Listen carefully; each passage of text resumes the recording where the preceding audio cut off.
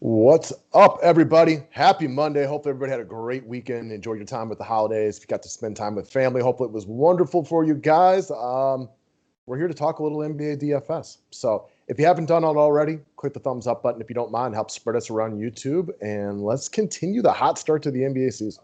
It's been a great start. I'm excited to keep it going. We got a nice slate to talk over tonight. Let's get it. All right, guys. As you can tell by who's on the cover today, I'm going to talk a little Ja Morant here in a little bit. It is Monday, the 28th of December, and it's a kind of shorter slate, but it's a slate that we seem to like early in the day. Again, as I mentioned, slates. Yeah, I know you do. Yeah, I know you do. So it's been a nice start to the year, as you can see right here. Night one, you were big on Ja Morant, and we'll get into him momentarily. He was awesome. We'll talk about him here in a little bit more detail. Cash game's off to a 4-1 start. Lost on Saturday by a point, courtesy of overtime. I was a little salty all day, but I'm over it now, so let's keep it rolling. Don't forget to check out our boys over at overlaydfs.com. The name of the website is that simple, guys, overlaydfs.com. The matchup shop is where it is at. You can take these 1v1 bets. If there's something you feel buried about it, shove your chips in the middle. And if you like to get a little crazier with it, pick a couple picks, parlay it, get some real nice payout on your money when you hit those bad boys. They're going to bring back the progressive jackpots. Our boy DFS Wolfpack won the 21 grand doing that last year. We'll be talking about that a little bit more routinely as well.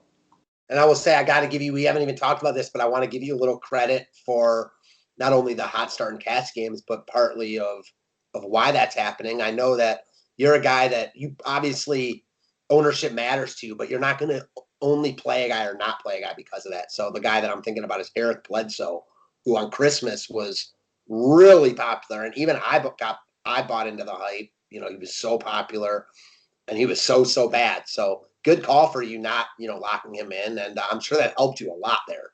Dragic over Bledsoe was a monster help that day. And that's because I know we both like Teague, and he was awful.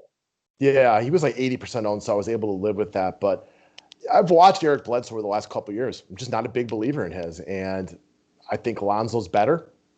He's definitely playing better to start the year. And I just don't know what Bledsoe's role on that team could be. He ain't going to shoot 4 from 8 from 3 every night. And I just don't know where his shots are coming from because they have Zion and Brandon Ingram, who are also better players. No doubt.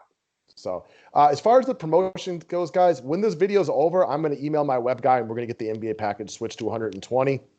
Until it's done, I'm not going to stop you from paying for it at this price, although hopefully that'll be over by the end of the day. So if you're looking to take advantage of it, I'm shooting that email out after this one. Also, all new monthly customers today will receive a $10 rebate on their first month.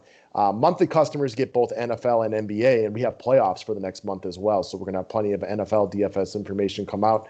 Day passes are up. Subscribe to the station if you're new to it. And if you're catching the show for the first time this year, we got ourselves a little bit of a new format. We're going to do a cash game guy from me, GPP guy from you, a mutual favorite, and then we each got a long shot of the day.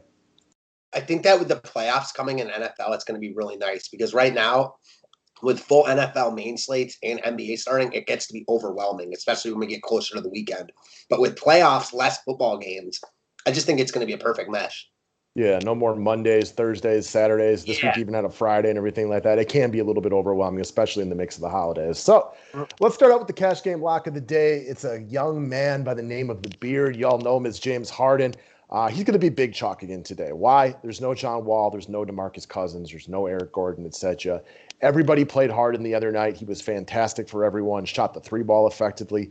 Hitting step back threes. It's kind of funny because he's out there looking a little chubbier than normal, but he's still James Harden. With all the rumors out lately about his behavior, it's funny because the reason they have allowed this to happen, because even though he shouldn't ball when he, comes into the camp a little overweight, he goes out and parties the night before, like the dude still continues to ball. So even when you can find reasons not to play James Harden, it's sometimes tough to look away from him because the guy just keeps making shots. He's the only ball handler left on Houston.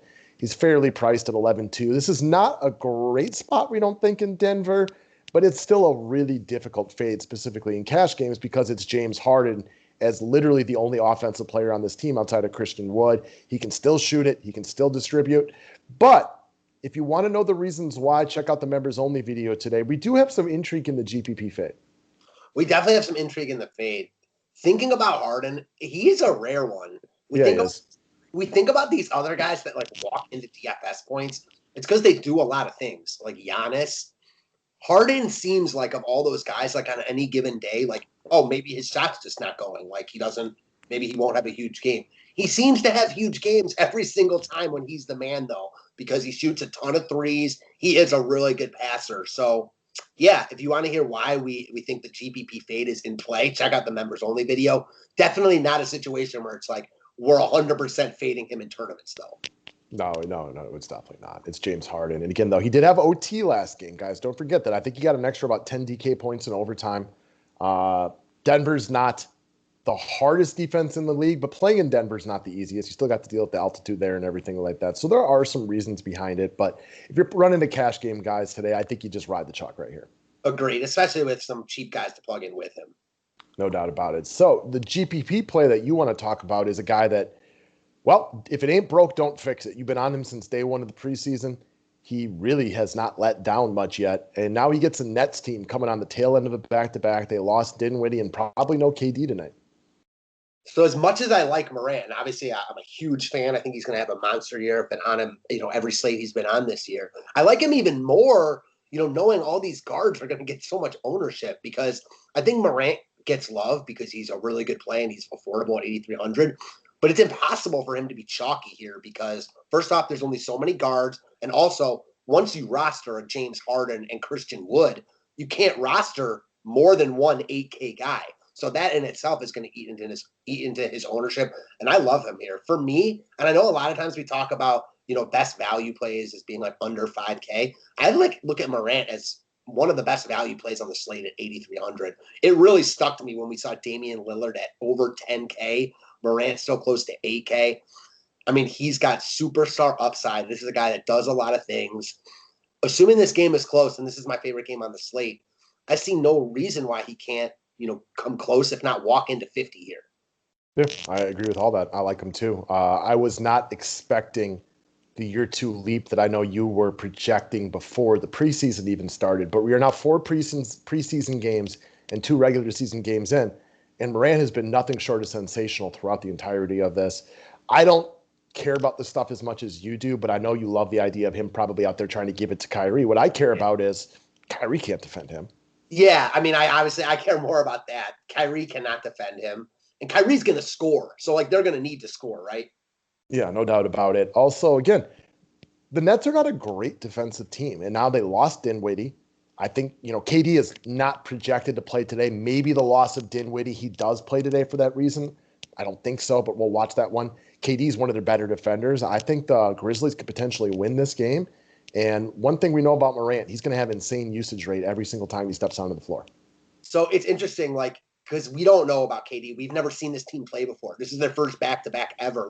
With the Lakers, they just won the title. We've seen, we've read that book before. Probably AD will be in, LeBron will be out. And we feel similarly about this one, but we don't know if Brooklyn's just strictly playing the long game, if they care about Dinwiddie being out. They lost last night. So it'll be interesting to see. Absolutely. All right, guys, let's keep moving on down the list. Let's talk about the Detroit Pistons real briefly, as they're going to have a lot of guys in play tonight and a lot of guys with high usage. So we talked over this one as kind of an extensiveness on the members only video because there's a lot to talk about right here. Atlanta is a much different team this year, right? Got a lot of new players. Well, Detroit's also a little bit of a new team this year. There's no Blake Griffin or no Derrick Rose tonight. So there's going to be 3 or 4 very popular players on the Detroit Pistons. One guy that we're both on board with is a guy that you had me bring up the other day, Josh Jackson. Now, Jackson wasn't great, but he wasn't terrible. He just didn't play a ton of minutes. In 2 games so far this year, he's about a point per minute player.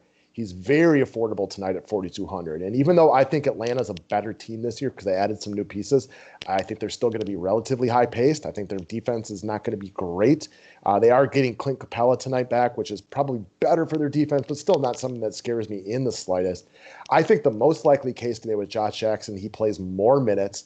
He's almost like a de facto point guard. Even though Killian Hayes will get more love than he does, Josh Jackson could be running a little bit of the ball handling duties in this team. I just think he works all over the place.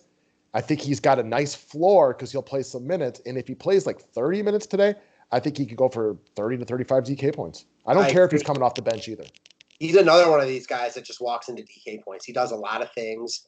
And I like him here. A big reason I like him a lot because the more I look at this game, the more I do kind of agree with you that Atlanta could roll here. Detroit is not good. Atlanta is not great yet, but they're much more talented than Detroit.